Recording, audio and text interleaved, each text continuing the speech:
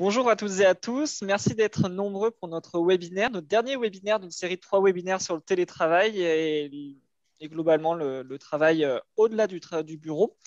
Merci d'avoir suivi ces trois webinaires que nous avons organisés dans le cadre d'un programme que nous portons, Chambre de commerce, Club d'entreprise de l'Est lyonnais, Mi-Pleine Entreprise et Association des entreprises du Parc du Chêne, main dans la main et qui se termine, programme très intéressant, très conséquent, qui se termine dans 6 jours. Donc, on est en train un petit peu de clore aussi d'une bien belle manière ce programme d'accompagnement d'entreprise sur l'Est lyonnais par un webinaire, du coup, sur le bien-être et l'optimisation des espaces de travail. Donc, je ne vais pas spécialement parler plus longtemps, si ce n'est juste pour vous dire, n'hésitez pas à poser des questions dans le chat et j'essaierai de les glisser entre deux slides ou de pouvoir les poser de manière un petit peu acrobatique à notre intervenante Nathalie Grimand, à qui je vais laisser la parole. Bien, merci Tanguy, merci à la CCI Lyon Métropole Saint-Étienne-Roanne qui me permet aujourd'hui de réaliser ce webinaire en association avec Mi-Pleine Entreprise et puis également l'AEPAC Entreprise de Bron. Alors, pour commencer, je vais déjà me présenter. Donc, Nathalie Grimand, comme a dit Tanguy. Je suis décoratrice chromatique. Donc, décoratrice, vous voyez tous à peu près de quoi il s'agit. Chromatique, c'est ce qui est en lien avec la couleur. En fait, je suis tombée dans la couleur quand j'étais petite. J'ai eu la chance d'aller en vacances chez ma grand-mère et elle possédait un trésor, un vrai trésor. Et donc, quand je l'ouvrais, je découvrais des couleurs magnifiques et chatoyantes. En fait, ma grand-mère était une ancienne couturière et elle avait gardé chaque chute de tissu dans un placard. Et mon amour pour la couleur, il a commencé comme ça. Donc, du coup, je me suis documentée, j'ai lu tout ce que j'ai pu sur la couleur. Quand je suis devenue décoratrice, du coup, cette expertise qui porte sur la couleur et sur la décoration, me permet de créer des espaces de vie qui soient agréables et puis qui conviennent à notre cerveau. Parce que c'est là qu'intervient ma troisième compétence, c'est les neurosciences. Ça a été ma seconde passion, le cerveau, comprendre comment il fonctionne et du coup, qu'est-ce qu'on peut faire pour améliorer notre vie avec cette compréhension. Lorsque je suis tombée un jour sur un article qui parlait que les neurosciences avaient mis en évidence que les couleurs avaient un impact sur notre corps, nos fonctions vitales et également notre psychisme. Du coup, de connaître les effets des couleurs, ça me permet de créer des espaces personnels, donc dans nos habitations, nos maisons, ou bien dans les espaces professionnels, dans les bureaux, des espaces qui soient esthétiques et également épanouissants. D'où mon intervention aujourd'hui. Donc, comme vous l'a dit Tanguy, il va essayer de prendre si vous avez des questions entre-temps. Et puis moi, je vous donnerai la main aussi à certains moments pour savoir si vous avez des interrogations. Et dans tous les cas, on a gardé un temps en fin de webinaire pour pouvoir répondre aux questions que vous pourriez avoir. Alors, un espace réfléchi, voilà, un espace de travail réfléchi. Pourquoi? Et ensuite, grâce à la couleur, à la lumière et également à l'acoustique, comment on va pouvoir optimiser tout cela. Oups, ça va trop vite. Alors, Marc O'Hara, qui est un professeur de comportement organisationnel, annonce que le poste de manager va changer.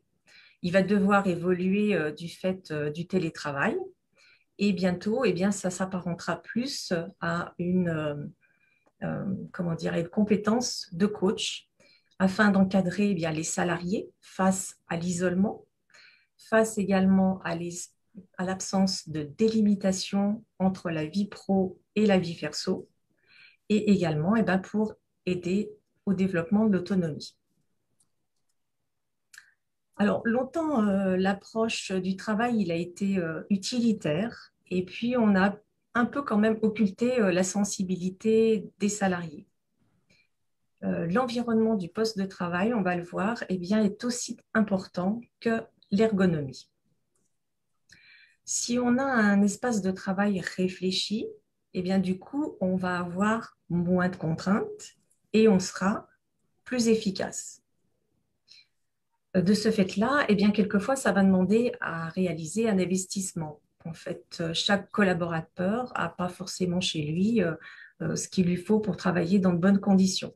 Donc, ça va peut-être passer par l'achat d'un petit mobilier, de placard pour pouvoir ranger tous ces dossiers à portée de main. Ça peut être également une carte Wi-Fi qui va permettre d'avoir une bonne liaison. Un bureau sur lequel il va pouvoir également s'installer. Ce qu'il faut savoir, c'est qu'un bon aménagement participe à un gain de l'espace-temps qui va de 5 à 30% de production en plus. Voilà, d'où sa grande importance. Alors, des recherches récentes en neurosciences démontrent que les couleurs, la lumière et l'acoustique, elles affectent grandement le bien-être et puis la qualité de vie au travail. Cette démarche, du coup, elle est tournée vers l'utilisateur, elle est en lien avec la QSE et également la stratégie d'amélioration continue. En tant que manager, vous allez devoir planifier ce que vous allez mettre en action, ensuite faire une mise en œuvre pour évaluer ce qui a été installé et voir l'améliorer si besoin. 89% des problèmes de productivité viennent de l'environnement au travail. Est-ce que vous savez, par exemple, que lorsqu'on est dans un environnement blanc, donc par exemple des bureaux avec des murs blancs, du mobilier blanc, c'est une ambiance dans laquelle il y a plus de risques de burn-out. Si on a un bon éclairage, on va permettre d'accroître notre efficacité de 20%.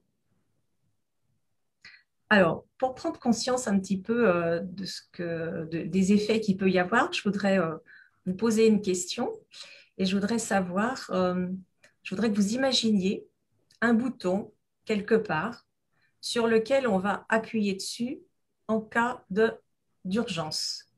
À votre avis, de quelle couleur est-il?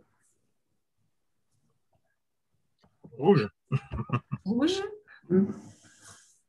Rouge aussi, ouais. Rouge. Oui. Et oui, effectivement, parce que dans notre inconscient collectif, le rouge, ça va représenter l'urgence et l'interdit. Concernant la lumière naturelle, vous avez dû remarquer que les matins d'été, vous vous réveillez plus facilement que les matins d'hiver. Ça vient tout simplement du fait que le matin en été, la lumière, elle est plus bleue. Notre œil va capter cette lumière bleue et donc indiquer à notre hormone du sommeil, qui est la mélatonine, qu'il faut qu'elle s'arrête de fonctionner. Et c'est ainsi qu'on se sent mieux et qu'on se réveille plus rapidement. C'est vrai que ce sont des choses qu'on n'a pas vraiment conscience, c'est plus de l'ordre du ressenti. Et cette lumière, en fait, il faut savoir qu'elle régule, entre autres, voilà, la production de diverses hormones, et puis également des organes, comme le cœur, et aussi des développements de nos cellules. Alors, Angela White, qui est psychothérapeute et qui a étudié la dynamique de la couleur, a posé les bases de la psychologie de la couleur dans les années 90. Et donc, elle explique le phénomène que les ondes, voilà, arrivent dans notre œil, qui les capte, les envoie à notre cerveau, et quand il les a analysées, il envoie des indications à nos organes, à nos fonctions vitales. Donc, elle, en conclusion, entre autres, elle a pu mettre en évidence que la couleur, elle peut favoriser la concentration ou bien la détente. Elle peut stimuler la créativité, la prise de décision et également encourager la communication. Si on est dans une pièce, dans une ambiance chaude, donc ce qu'on appelle les couleurs chaudes, c'est les couleurs qui vont du jaune, de l'orange jusqu'au rouge, eh bien, il faut savoir qu'on va avoir une mémorisation supérieure de 50%, alors qu'un espace neutre ou simplement joli va être ni activant ni relaxant. Et que lorsqu'on est dans un univers qui nous touche, dans lequel on se sent bien, pour le coup, on va être plus concentré, plus à l'écoute et plus réactive. Est-ce que vous avez des questions par rapport à cette première partie avant de passer à la couleur? Avec les couleurs tendances un petit peu à la mode qui tournent vers le vert, le gris, tout ce qui est le bleu un peu nuit, enfin, je sais pas comment dire, bleu-gris un petit peu.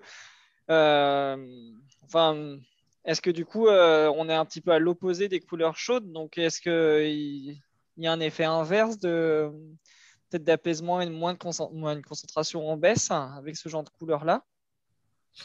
Eh bien, Tanguy, c'est formidable parce que ça m'amène à ce qu'on va voir maintenant, la couleur. Comme ça, je vais vous les détailler et puis ça vous permettra de répondre à votre question. Alors moi, ma première question, c'est d'abord, à votre avis, cette couleur, où est-ce qu'on va pouvoir la retrouver? Où est-ce qu'on va pouvoir la mettre quand on est au télétravail immédiatement autour de nous? Sur les murs déjà. Sur les murs? Ah, les murs, c'est pas le plus simple, c'est-à-dire qu'il faut Ah repeindre. bah ouais, ah bah ouais. Ah oui, c'est ça. Donc, il n'est pas évident, si on travaille dans la salle à manger, de se dire on va repeindre tout le mur pour pouvoir être plus concentré ou plus créatif. Il y a des choses plus faciles et je vous en ai fait voilà, un petit panel. Donc, tout ce qui est vos dossiers, déjà, les dossiers dont on se sert, on va pouvoir mettre ça dans des pochettes qui vont être de différentes couleurs. Du coup, ça va pouvoir nous permettre d'avoir la couleur dont on a besoin. La décoration qu'on va pouvoir avoir tout de suite, immédiatement proche du bureau où on s'est installé. On va pouvoir s'aider également d'un sous-main, par exemple, la tasse dans laquelle on prend son café, le petit chapeau de lampe qui est juste à côté de nous, et puis une chose importante, et sur lequel bien souvent on a le premier investissement, c'est la chaise de bureau. Donc, prenez-la ergonomique, comme ça, elle va permettre aux gens d'être bien installés. Et prenez-la également de couleur, ça va avoir du coup un double emploi. Alors, on va commencer par les couleurs de la concentration. Donc, on a deux couleurs principales, le jaune et le rouge. Donc, le jaune, quand on est en présence du jaune, et bien, du coup, ça va stimuler c'est un stimulant cérébral.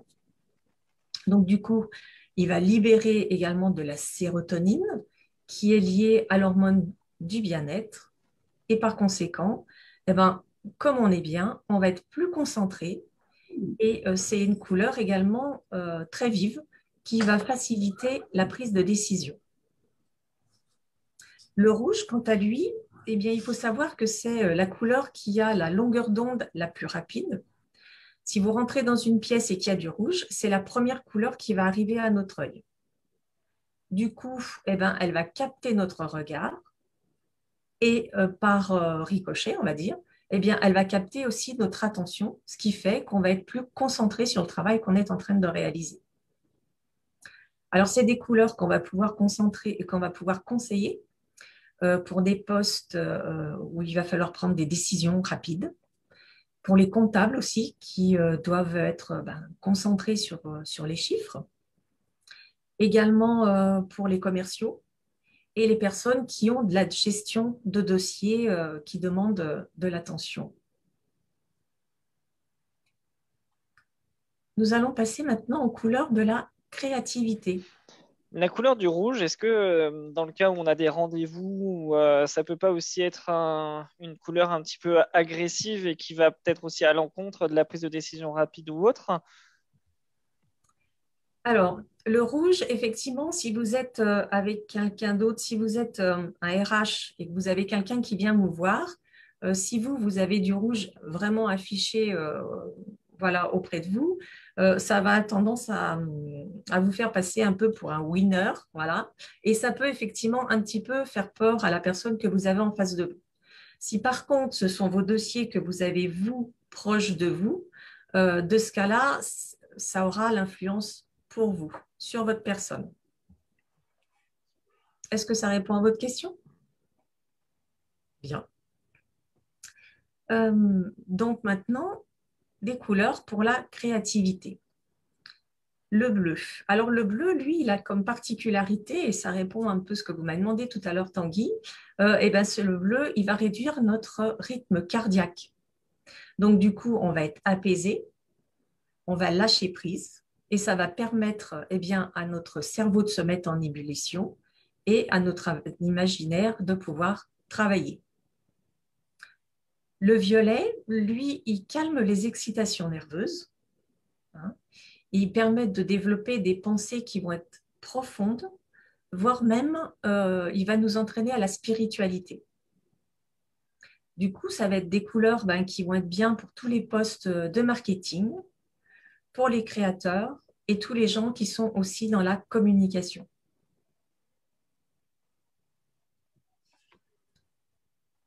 Maintenant, les couleurs anti-stress. Alors, pourquoi est-ce qu'il est important d'abaisser le stress? Tout simplement par rapport à notre cerveau, parce que lorsque nous sommes stressés, lorsque nous avons un mal-être, ça empêche l'épanouissement de notre cerveau. Du coup, ça va bloquer notre concentration et ça va bloquer aussi notre productivité.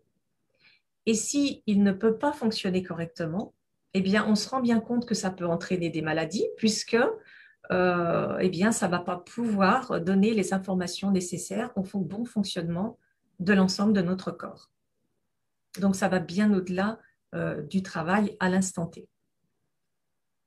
Là, on va avoir le rose. Alors, le rose, il y a un scientifique, Alexander Schoss, qui est un Américain, qui a testé cette couleur dans des cellules de prison de l'armée américaine. Ils ont peint plusieurs cellules dans ce rose.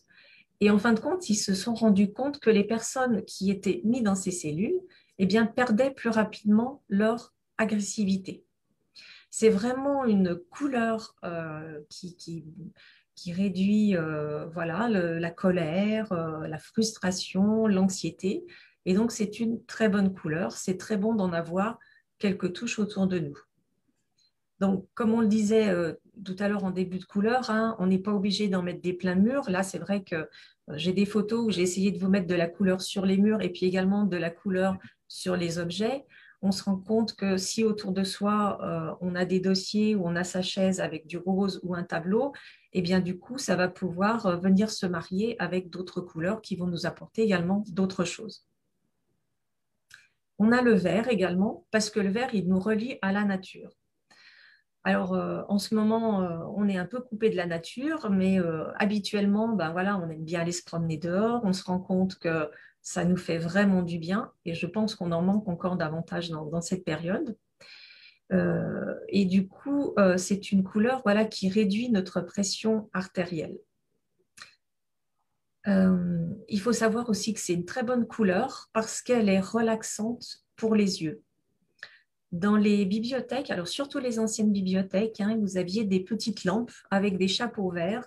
C'est pas du tout anodin, c'est vraiment parce que ça permet de diffuser cette lumière avec un petit peu de vert qui permet de te concentrer quand même sur ce qu'on est en train de dire et malgré tout d'être suffisamment relaxant pour pouvoir imaginer et travailler avec ce genre de lumière.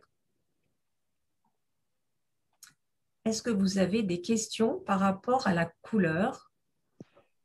Par rapport aux complémentarités entre les couleurs, typiquement avoir un mur vert et avec des dossiers rouges devant soi, est-ce qu'on y a une forme de complémentarité ou est-ce qu'on va plutôt être dans l'opposition ou est-ce que ça va peut-être même nous, euh, nous perturber un petit peu?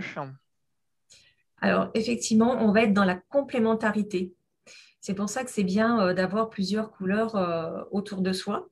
Effectivement, si on est un peu stressé, ben, de mettre du rose, du vert, ça va faire du bien. Alors effectivement, plus on est stressé et plus on va en mettre, hein, et plus on va avoir besoin de concentration, et puis on va essayer aussi d'avoir des couleurs de la concentration. Je vais vous parler maintenant de la lumière. Alors, la lumière, eh ben, il est important d'avoir une bonne lumière, et ça va être fonction de différentes choses. La première chose, eh ben, c'est l'âge, parce que plus on avance dans l'âge et plus on va avoir besoin de lumière, au même titre qu'on va avoir besoin de lunettes. Voilà.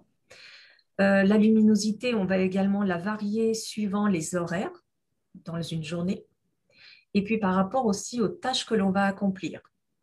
Si on a un travail qui demande beaucoup de réflexion ou si on a une tâche fine à accomplir, dans ce cas-là, on va augmenter la luminosité.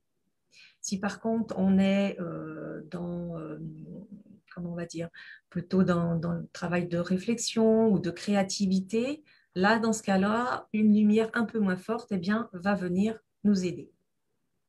Il faut savoir que la luminosité, ben, elle aide à nous éveiller, donc du coup, à être plus concentré. Elle nous donne de l'énergie, elle est anti-fatigue. Alors, la bonne lumière, ben, c'est si on peut mettre son bureau le plus près possible d'une fenêtre pour avoir directement la lumière du jour. Si c'est malheureusement pas le cas, eh bien à ce moment-là, on va mettre par exemple une suspension ou bien un lampadaire qui va donner une ambiance générale. Et si c'est nécessaire, eh ben, on va rajouter à côté de soi une petite lampe d'appoint. Est-ce que ça fait pas un petit peu, c'est parfois un petit peu difficile. C'est parfois un petit peu difficile d'avoir un travail de bureau avec des écrans et avec la lumière qui est parfois un petit peu trop par rapport aux écrans. Du coup, des fois, c'est bien d'avoir un peu de sombre quand on a sur du. Tout dépend du travail qu'on fait, mais bah, typiquement, ce qui va être les logiciels d'architecture ou autres, où on a peut-être des fois besoin de. Enfin, moi, je me rappelle les logiciels de dessin, en tout cas, où quand on est un peu à l'ombre, ça aide aussi, plutôt que d'avoir de la lumière directement dans la pièce. Est-ce qu'il n'y a pas du coup une opposition entre le fait que bah, voilà, travailler sur un écran, ça demande quand même pas d'avoir de la lumière trop directe non plus, au moins sur l'écran. Oui, et ça, en fait, ça varie également d'une personne à l'autre. Vous avez des personnes qui vont avoir besoin de beaucoup de lumière pour compenser justement cette suractivité dans nos écrans, alors que d'autres, eh bien, ça va être l'inverse. Elles vont avoir besoin, ben, comme vous, voilà, d'être plus en retrait et d'avoir moins de luminosité. Et on va voir tout de suite après, eh bien, la bonne chaleur, parce qu'il y a ça également qui va rentrer en ligne de compte. Donc, comme on le parle, comme je vous le disais tout à l'heure, lorsqu'on se lève le matin, il y a plutôt une lumière bleue. Et au fur et à mesure de la journée, eh bien, cette lumière, elle va avoir ce qu'on appelle une chaleur qui va être différente. Cette chaleur, elle est calculée en Kelvin. Donc, plus on est en dessous de 3000 Kelvin, plus c'est une chaleur chaude. D'accord? Donc, on va aller vers les tons orangés, voire rouges. Et plus on va monter dans les Kelvin, et plus on va avoir une lumière bleue.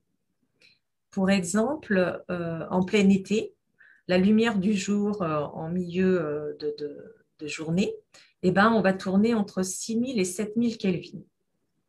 Ce qu'il faut savoir, c'est que notre œil capte vraiment de façon différente cette lumière extérieure de la lumière intérieure qui peut être donnée par rapport aux ampoules qu'on trouve actuellement, hein, et qui permettent justement d'avoir soit des luminosités, enfin, du blanc chaud ou du blanc froid. Les ampoules, de toute façon, sont faites de façon à ne pas dépasser un certain nombre de Kelvin, parce qu'après, ce serait mauvais pour nos yeux. Ce qu'il faut savoir, c'est que si on est dans l'absence de la lumière naturelle, il est important de suivre le cycle d'une journée parce que c'est ce qui va aider notre rythme, notre cycle circadien, donc qui est les processus biologiques qui se passent dans notre organisme sur 24 heures et qui règle voilà, tout ce qui se passe à l'intérieur de nous. Si notre œil ne capte pas toute cette variance, eh ben, il ne va pas pouvoir envoyer les bonnes indications à nos organes. Du coup, eh bien, ça peut entraîner des conséquences sur notre santé. On peut avoir des problèmes cardiovasculaires, des difficultés de concentration, de mémorisation et puis des risques de maladie. Là, je vous ai mis une ampoule, on voit colorée avec une télécommande. Ce sont des ampoules LED que l'on trouve très facilement. Et donc, ce que je vous conseille, c'est d'en avoir une chez vous, par exemple sur votre petite lampe d'appoint. Si un matin il fait gris ou s'il pleut, eh ben, mettez sur la couleur bleue. Ça va vous permettre du coup à vous aider, à vous éveiller. Dans la journée, ben, vous l'enlevez. Et puis, s'il y a besoin, vous pouvez mettre une lumière un petit peu plus jaune, donc autour de 2700 Kelvin. Je la préconise par rapport à une 3000 qui est considérée comme un blanc froid, parce que lorsqu'on a resté longtemps, voire toute une journée avec une lumière artificielle, le 2700 Kelvin est beaucoup plus, comment on va dire, plus agréable. Voilà, c'est plus supportable en fait. Et puis, par rapport aux ordinateurs, effectivement, les ordinateurs, ils nous rejettent de la lumière. Et vous avez dû entendre parler du fait que ce n'était pas conseillé de travailler sur les ordinateurs en soirée. Ce n'est pas conseillé pour le simple fait qu'elle nous renvoie de la lumière bleue. Donc, la lumière bleue fait que notre mélatonine, notre hormone du sommeil, ne se met pas en route et que si on arrête de travailler assez tard, eh ben, quand on va se coucher, on n'a pas sommeil puisque notre hormone ne s'est pas mis en fonctionnement. Donc, si vous travaillez sur ordinateur en fin de journée ou en soirée, allumez votre ampoule, mettez-la sur du orange et du rouge parce que du coup, ça va venir en partie compenser cette lumière bleue qui vous est envoyée par votre ordinateur. Est-ce que vous avez un avis du coup sur les filtres à lumière bleue des écrans, au-delà du côté vraiment fatiguer les yeux en termes de couleur de l'écran, du coup, qui devient plus chaud? Alors, je ne les connais pas suffisamment pour vous donner une indication. Il y a aussi les lunettes aussi qu'on peut porter. Elles peuvent avoir un anti-reflet justement aussi ordinateur. Ça ça peut être bien, effectivement. Sur certains ordinateurs, on peut faire en sorte que le rétroéclairage soit moins bleu. Donc là, voilà, quand on peut, effectivement, on règle également son ordinateur. Est-ce que vous avez d'autres questions concernant la luminosité? Sur la nature des lampes, effectivement, bon, avant c'était un filament incandescent, maintenant on a souvent des LED ou autre chose. Est-ce que ça change quelque chose au niveau de la nature de l'éclairage? Même si on a des couleurs qui peuvent paraître assez proches. Oui, C'est technique, là. c'est tout à fait vrai, effectivement. Les fils à incandescence, comment dire, étaient beaucoup plus naturels, Chaud? entre guillemets, pour notre œil. Ce qui se passe, c'est qu'avec les LED, actuellement, ceux que l'on a, ils retranscrivent un peu de bleu. Et alors, c'est encore un peu, on va dire, toutes les recherches scientifiques là-dessus ne sont pas toutes d'accord. Certains disent que c'est mauvais pour notre œil, d'autres ne le mettent pas vraiment en évidence. En tous les cas, ça a fait évoluer les LED et les LED de nouvelle génération sont fabriqués maintenant de façon à ce qu'il n'y ait plus cette lumière bleue qui viendrait justement nous abîmer nos yeux. Voilà. Alors, ils ne sont encore pas sur le marché, ça va arriver petit à petit, ce qui est bien, par contre, c'est que les industriels voilà, du LED se soient penchés dessus et tout de suite fait quelque chose pour ça. Mhm. OK. Alors maintenant, les éléments positifs, voilà, pour une bonne acoustique. Alors, au même titre que l'on est influencé par les couleurs et la lumière autour de nous, eh bien, on est poreux à tout ce qui nous entoure. Donc, ben, forcément, s'il y a du bruit, on va l'entendre. Si on doit partager l'espace où on se trouve en télétravail avec d'autres personnes, on va les entendre aussi. Et ce qui va être important, eh bien, va être de se couper de ça, de pouvoir rentrer dans sa bulle pour avoir une meilleure concentration. Alors, quand on peut, ben, on ferme la porte, bien sûr. On met un casque qui va permettre eh bien, de se retrouver vraiment dans sa bulle, d'être concentré. À savoir que pour certains, eh bien, le silence va faire qu'ils vont se trouver bien et ils vont être en pleine concentration et ils vont pouvoir travailler. Et que contrairement à ce qu'on croyait jusqu'à il n'y a encore pas très longtemps, le fait d'avoir de la musique, ça peut être bénéfique pour certaines personnes. Les neurosciences se sont rendues compte que bah, des personnes, quand ils travaillent dans le silence, et ben pour eux, c'est quelque chose d'assez insupportable et que ça les perturbe plus qu'autre chose. Donc ces personnes-là vont même jusqu'à choisir la musique qu'ils vont passer en fonction de ce qu'ils vont avoir à réaliser comme travail. Concernant le fait d'être dans sa bulle, alors je vous ai mis une photo qui a été prise lors du premier confinement, où on a été confiné un petit peu rapidement, où on n'a pas eu le temps chacun de s'équiper pour pouvoir télétravailler.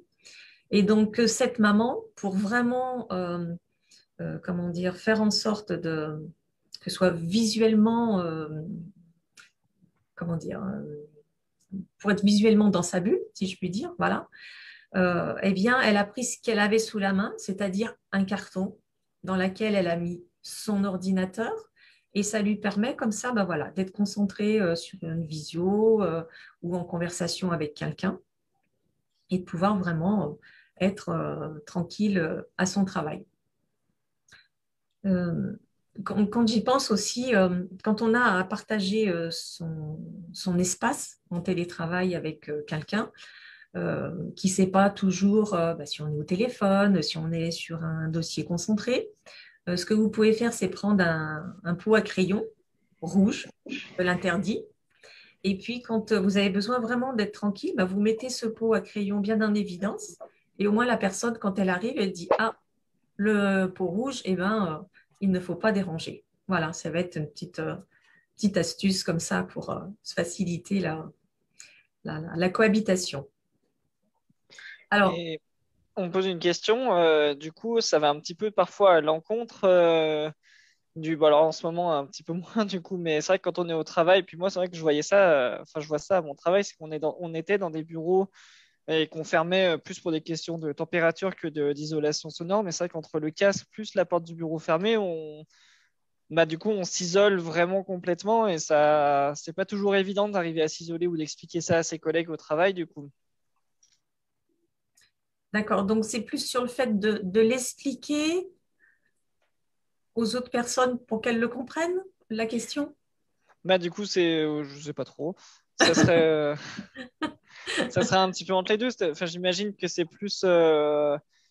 J'imagine qu'il faut arriver à trouver un petit peu le bon équilibre entre ne pas complètement se fermer à tout le monde, mais en même temps pouvoir avoir son propre espace de travail, sa bulle, surtout quand on est dans des bureaux partagés. Et c'est difficile de toujours maintenir une bulle autour de soi, surtout dans un contexte où on a des collègues. Tout à fait. Oui, oui. Alors, c'est vrai qu'aujourd'hui, moi, je vous parle du télétravail, hein, quand on est chez soi. Voilà. Quand on est dans un bureau et qu'on a des collègues avec soi, bah, effectivement, on va un petit peu varier ça. Si effectivement, à un moment donné, on a vraiment besoin de concentration, Je pense qu'il suffit déjà, et d'une, de l'expliquer à son ou ses collègues, voilà.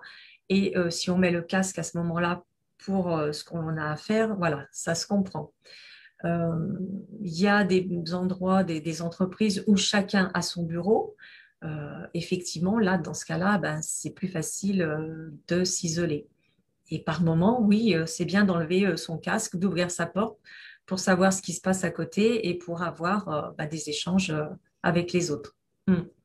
Il faut savoir moduler dans les couleurs, dans la lumière, dans l'acoustique. Voilà, il faut savoir moduler en fait. Oui, c'est vrai que là, on parle quand même de situation en télétravail, donc c'est pas pareil que quand on est en situation au travail, justement. Tout à fait, tout à fait. Donc, je vous ai mis quelques exemples, voilà, en cas de télétravail, voilà, d'investissement aussi qu'on peut faire pour créer sa bulle, pour créer son espace à soi, hein, si on a un petit peu de place, voilà.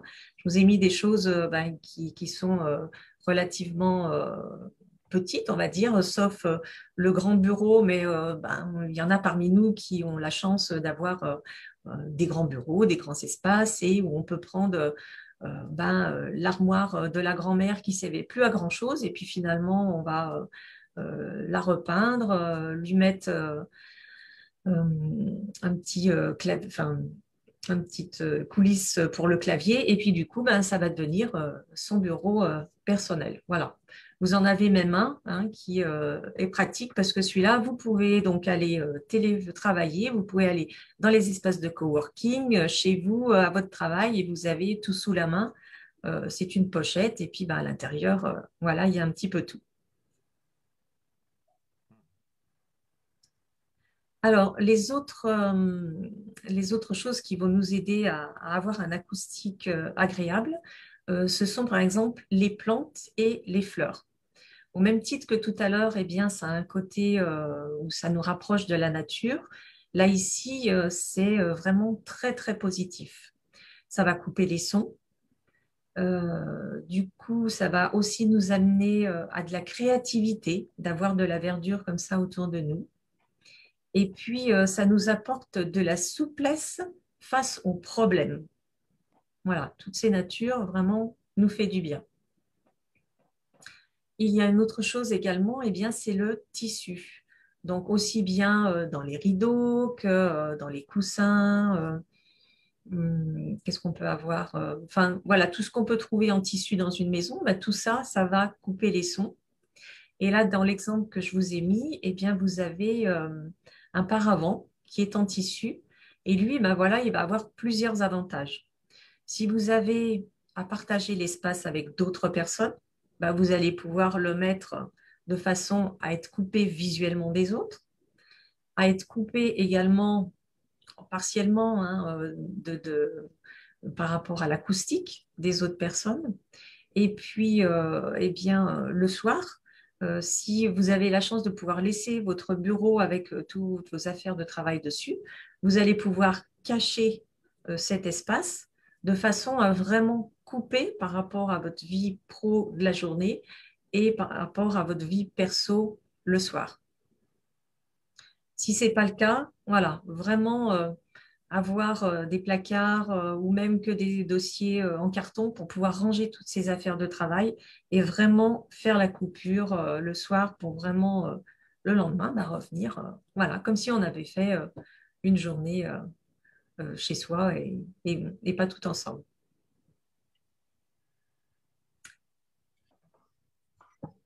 Alors, eh bien, j'en ai terminé. Et donc, si j'ai une chose à vous faire passer, eh bien, c'est qu'en fait, optimiser l'environnement de travail, bah, ça va garantir l'épanouissement des personnes, de vous-même également, hein, bien sûr, et puis votre efficacité professionnelle. Donc, prenez soin de votre environnement. Je vous remercie de votre attention. Et puis, si vous avez des questions, eh ben, je suis là pour y répondre. Si Tanguy, vous avez eu des questions. Oui, mais non, vu qu'on est à la fin, vous pouvez même poser vos questions directement avec votre micro. Moi, j'en avais une par rapport aux couleurs de chaises que j'avais notées au début et qui a été un petit peu répondue, mais peut-être pas tout à fait. On s'assoit sur la chaise, donc au final, est-ce que c'est si, enfin en tout cas sur la chaise de bureau, est-ce que ça marque finalement beaucoup ou pas tant que ça finalement la couleur ou la vu qu'on est assis dessus, qu'on la voit pas. Moi, typiquement, ma chaise, bon, c'est pas une chaise de bureau, mais je vois pas du tout ma chaise, quoi. Du coup, est-ce que ça, c'est vraiment quelque chose sur lequel on peut jouer?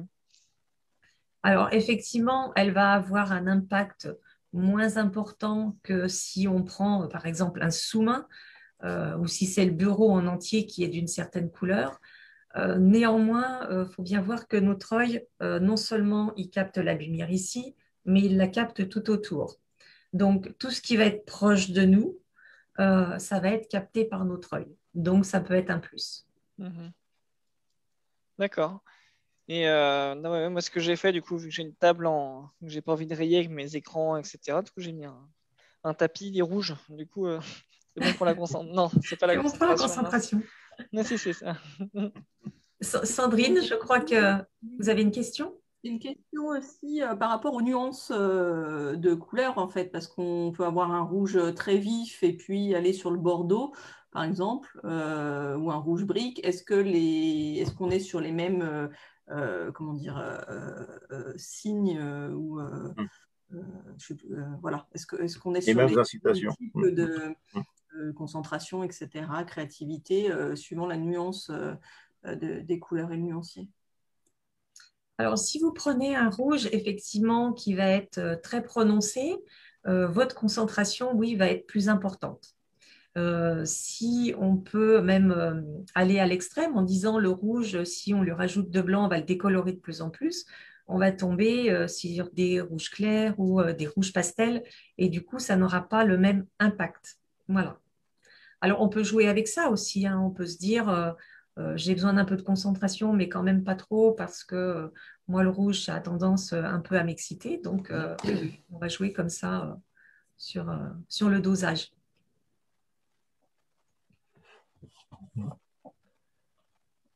Moi, je sais, Tanguy, pour les sièges, hein, depuis que je me suis acheté un siège d'une grande marque italienne de voitures de course, je vais beaucoup plus vite. En tout cas, dans ma tête, j'ai l'impression Est-ce qu'il d'aller est beaucoup rouge? plus vite. Ah bah, il est rouge, bien sûr. Il faut que je me penche. Oui, mais Ouais. moi j'y On peut pense les à la fois pour le remettre. siège et à la fois pour le dos. Mais le problème, c'est que comme beaucoup de monde, j'ai l'impression mon bureau, en fait, c'est ma table de salon, enfin ma table salle à manger où on mange, quoi. Du coup, après, il faut le mettre quelque part, il faut faire des déménagements, ça m'énerve. Du coup, mais je crois qu'il y a un jour où je vais finir par m'acheter un siège de bureau parce que là, ça commence à tirer un peu partout et je m'en rends bien compte. Oui, tout à fait. Oui, oui, il faut se préserver parce Bah, que si vous pouvez, Nathalie, revenir sur le transparent où vous présentiez quelques modèles de présentation. ceux-ci, Voilà, celle-ci, là. oui. Ouais, parce que c'est vrai que ça peut être des organisations un petit peu sympas.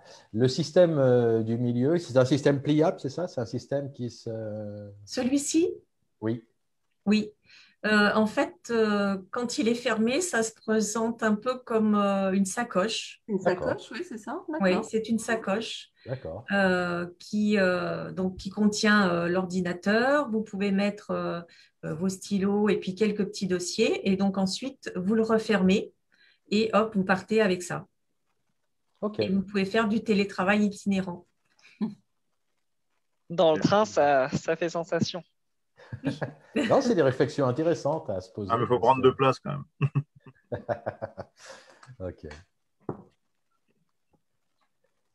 Moi, j'aime bien l'idée de l'armoire, là, les symboles. Ouais, ouais, c'est sympa. C'est pas mal, hein. Ça doit pas C'est être pas simple mal. pour mettre les gens. Ah, remarque si, vu que ça se tire la plaquette. Non, Oui, parce que voilà, la tablette qui sort, voilà, c'est à cet avantage parce qu'effectivement, sinon, on aurait des difficultés pour les pieds. Mhm. En et fait, puis les portes qui se mettent en paravent, c'est pas mal. ouais, ce qui est plaisant dans ce que je vois, c'est ça, c'est qu'en fait, le télétravail subit, que maintenant, ça fait plus d'un an qu'il est là, on aurait dû déjà passer au télétravail maîtrisé, optimisé. Or, ce n'est pas encore le cas. Et pourtant, ça fait partie des obligations de l'employeur Ouais. d'aider ses collaborateurs à équiper correctement. Et j'aime beaucoup ces idées, c'est à réfléchir, parce que ce n'est pas forcément des gros investissements pour l'employeur. Tout à fait. Mais de dire, parce que quand même, on a vu en fait, la photo de la jeune maman avec ses cartons. Oui. On a beaucoup de collaborateurs qui sont dans des situations où les 2 enfants ou les 3 enfants ne sont pas à l'école, font les devoirs à la maison, les 2 conjoints télétravaillent.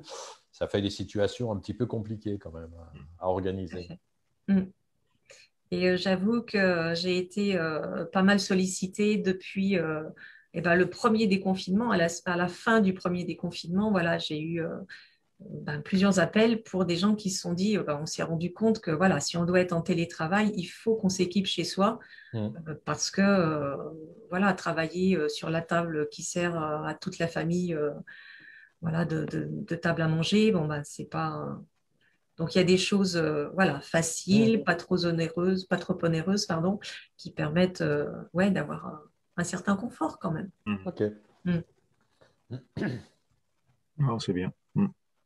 Alors, c'est vrai que le siège, hormis se faire plaisir, enfin, je pense que l'ergonomie, le mal de dos, c'est le mal du siècle. Hein, le travail sédentaire et le télétravail a accentué encore le travail sédentaire. Je pense qu'un bon siège fait partie malheureusement des investissements incontournables. Travailler sur une chaise de salle à manger ou une chaise de cuisine, ce n'est pas pareil qu'un fauteuil ergonomique. C'est pas forcément très très cher. Hein. Nous, je vois, on a une personne qui, voilà, un prestataire à mi-pleine qui nous fait une offre de service sur du mobilier de bureau. Voilà, un siège ergonomique, c'est un petit investissement que l'employeur devrait faire.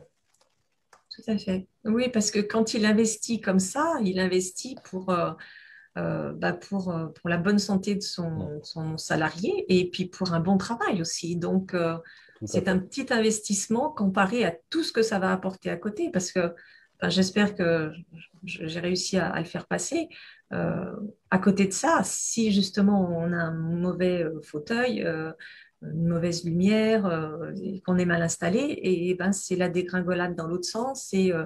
C'est des personnes voilà, qui sont déconcentrées, qui ne peuvent plus travailler, qui sont en arrêt de maladie. Donc, voilà, c'est de la prévention qui font que non seulement c'est de la prévention, mais en plus, on optimise.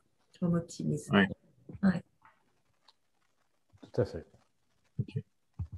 Et par rapport à ce que vous disiez, le siège et le fait qu'on soit sédentaire, là aussi, il y aurait beaucoup à dire.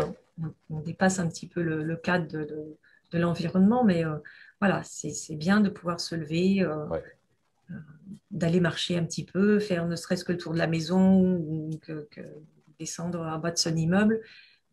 Le tout, c'est d'arriver à s'autodiscipliner puisqu'on est dans son travail, donc voilà, c'est pas toujours évident. S'aérer les neurones, très très important. Les neurones sont très très importants. Ouais, surtout qu'on a tendance en plus à enchaîner plus facilement les visios. Enfin, moi, typiquement, en un an, je suis passé de beaucoup de rendez-vous à vélo. Donc, forcément, je prenais du temps entre chaque rendez-vous pour aller de l'un à l'autre. Juste, non, c'est bon, de 14 à 15, puis après de 15 à 16, puis de 16 à 17. En fait, on ne bouge plus, on ne sort plus. Et bon, voilà, entre ça et puis le fauteuil de bureau, du coup, c'est sûr que c'est pas. Enfin, il faut faire attention à ça aussi, c'est vrai. Il y a le cadre de travail, mais aussi le fait des fois de pouvoir s'en détacher un petit peu. Enfin, faire comme si on était en situation au travail aussi, peut-être. Tout à fait. Et puis, comme on l'abordait tout à l'heure dans la question que vous avez eue, on n'a pas de collaborateurs. Donc, du coup, on n'a personne qui peut venir à un moment donné nous faire un peu lâcher prise parce que ça fait du bien au cerveau aussi. Hein. Faut savoir que notre cerveau, il a un temps de concentration qui est limité. Et si on l'oblige, il y a un moment donné, le travail, il est moins efficace. Donc, il vaut mieux prendre 5 minutes, partir faire autre chose, boire un café, voilà, passer un coup de fil à un ami rapide ou des choses comme ça, et revenir à son poste de travail parce que le cerveau, du coup, il va avoir récupéré et ça va lui permettre de repartir bien mieux sur ce qu'il est en train de faire. C'est même des choses qui pourraient s'organiser par l'employeur, ça. Hein. des pauses café dématérialisées. Hein. Oui. On peut Nous, on fait l'imaginer. ça, mais à 8h du matin, enfin 8h30 du matin, du coup, le cerveau n'est pas encore surchargé. Mais il y a le côté Non, mais social de la je veux dire, réunion d'équipe un à peu 10 plus. heures, on se fait une petite visio ensemble pour Ouais. discuter De Mm. tout du et beau de temps rien. et ça dure 10 minutes et puis on retourne au boulot. Ça peut se mettre en place, ça. La salle café virtuelle, c'est quelque chose. Tu l'avais Voilà. organisé, Sandrine. Tu faisais beaucoup en présentiel des cafés business et j'ai vu que tu faisais des cafés business virtuels. C'est créateur de liens, c'est évident. J'ai même vu des personnes, enfin, ça s'appelle, alors c'est plus du coworking, enfin si, c'en est, mais en fait c'est dans certaines, surtout chez les développeurs, etc. En fait, ils se connectent en visio et ils travaillent sans se parler en fait. Mais ils sont ensemble en fait Ah ouais. connectés ensemble. Mhm. Et au bout d'un moment, il y en a qui dit bon, on fait une pause et voilà. Mais en fait, c'est très très particulier. Alors ça va à l'encontre de voilà, ils sont virtuels donc, mais en fait, ils se mettent en phase de travail ensemble. Ils se parlent pas. Et puis à un moment, à 10 heures, il y en a qui disent bon allez, on se fait une pause. Donc voilà, Un c'est. petit baby-foot virtuel. Mais ça, c'est très informaticien, ça. Moi, j'avais juste une petite remarque en me disant, en fait, tout ce mobilier qu'on voit là, il y a quelques dizaines d'années, on avait la version secrétaire dans les appartements, enfin dans les maisons. J'ai le souvenir de voir ça. Et puis, vous parliez aussi enfin, des petits chapeaux de lampe dans les bibliothèques, où on avait déjà, en fait, toute cette expertise-là et qu'on a peut-être aussi un peu perdu. Et qui revient aujourd'hui de se dire, ben voilà, la couleur, voilà, dans les bibliothèques, ils savaient déjà que le vert était pour anti-stress, enfin bon, voilà. Et on avait aussi notre bureau secrétaire, chose qui se faisait plus du tout dans les derniers temps, quoi. Oui, oui, oui, tout à fait. Oui, oui. Nombre de nos grands-mères ou nos arrière-grand-mères avaient un secrétaire bah, parce qu'elles prenaient le temps d'écrire. Hein, c'était Oui. surtout lié à la correspondance à l'époque, un peu aussi pour faire sa comptabilité. Alors, euh, également. Et tout ça, on l'a perdu parce qu'on n'écrit plus, parce qu'on fait des mails, on met son ordinateur sur ses genoux et puis ben voilà, on se dit on n'a plus besoin de bureau. Et effectivement, c'est tout du mobilier qui revient à la mode quelque part parce que bah, finalement, ça a bien son utilité. Oui, oui. Et puis, bah, je pense que autrefois, on a eu beaucoup de pallier des petits chapeaux de lampe verte. On était beaucoup dans le. On regardait ce qui se passait en fin de compte. On regardait voilà, bah, que le chapeau de la lampe verte, ça faisait que les yeux étaient moins fatigués. Donc, ils se sont rendus compte de ça et ils l'ont fait. Ils l'ont fait parce qu'ils se sont rendus compte de ça. Et aujourd'hui, les neurosciences peuvent expliquer pourquoi ça le fait. Voilà, quelle est l'action réelle dans nos yeux. Ok. Et on y Et revient et c'est très bien. toutes ces expériences qui ont montré tout ça, là, c'est quoi? C'est de l'analyse de la réaction du cerveau par des machines? C'est des expériences? C'est des sondages?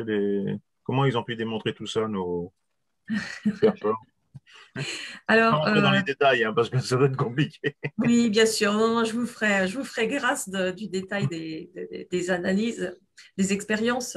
Alors, bien souvent, elles sont faites donc déjà dans un milieu, euh, dans, dans les laboratoires, on va dire, hein, voilà, dans des endroits faits pour ça.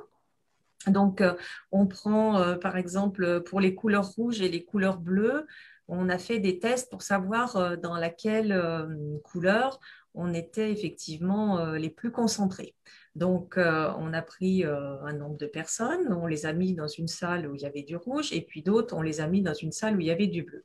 On leur a donné exactement la même chose à faire, et puis ensuite, on a vu à la fin bah, là où les personnes étaient le plus concentrées, là où elles avaient le mieux réussi. Voilà, généralement, c'est comme ça. Il y a Ouais, deux groupes de personnes. ça reste de l'air expérimental, quoi. C'est pas des têtes chargées d'électrodes qui vont vérifier que le cerveau fait ça à tel moment en fonction de telle couleur. Alors, quelquefois aussi, voilà. Il y a d'autres expériences alors qui sont plus poussées. Donc là, vous avez effectivement des électrodes sur tout le cerveau. Vous avez également une machine qui prend votre cardiaque, vos pulsations cardiaques, voilà, une autre qui prend votre pouls. Et puis comme ça, on se rend vraiment compte de ce qui se passe dans votre corps. Voilà. C'est pour ça que le bleu, on s'est rendu compte que ça réduit la pression artérielle parce qu'on s'est rendu compte que les personnes qui étaient voilà, dans cette atmosphère, et ben, petit à petit, la pression artérielle ralentissait et du coup, eh bien, ça permet aux personnes de se relaxer. D'accord. Et puis, pour le rose, là, ça a été fait en grandeur nature, hein, puisque c'était donc dans des prisons où ils ont fait ça. C'est également des choses qui sont reprises pour les gens qui ont, par exemple, des maladies d'Alzheimer dans des espaces snow zone, comme on appelle. Donc, on met les personnes dans des espaces comme ça qui sont généralement tout en tissu, avec un lit ou un fauteuil, enfin des choses très, très confortables. Et puis, on va avoir tout un système de lumière qui va plonger les gens dans une lumière. Donc, quelquefois, quand on a la maladie d'Alzheimer, on peut être très agité. Et le fait de mettre ces personnes dans ces pièces où elles vont se sentir bien, avec de la lumière bleue ou de la lumière verte, eh ben, ça permet vraiment à ces personnes de se détendre et à retrouver un état plus normal. Très bien. Et ce rose-là dont je vous parle, il faut savoir qu'en Suisse, entre autres, il y a des commissariats qui ont peint leurs cellules en rose. Comme ça, au moins, ils ont réduit le taux d'agressivité. Et justement, par rapport, je reviens à ma notion de nuance de couleur, un rose bonbon et un rose pâle, est-ce que ça a le même effet voilà, sur, par exemple, une pièce Alors, si on est sur un rose très flashy comme un fuchsia, non, là, on va s'apparenter à un rouge. Hein. Ouais, Quand quelquefois je donne des conseils de couleurs, il y a des personnes qui me disent non, moi rouge, j'aime pas. Donc dans ce cas-là, on va pouvoir partir sur du fuchsia parce qu'on change un petit peu la couleur. Malgré tout, il y a une grosse concentration de rouge à l'intérieur. Okay. Si on veut vraiment se détendre, non, il vaut mieux partir sur un rose bonbon, sinon ça n'aura pas l'effet escompté, ce sera l'inverse. Ouais, ok. Instinctivement, on se dit qu'effectivement, le rose bonbon n'a peut-être pas le même effet que, que lorsque voilà, on a un rose tout doux. Voilà. Okay. Alors après, les filles aiment beaucoup le rose.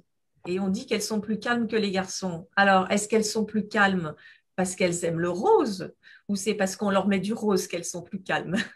Ouais.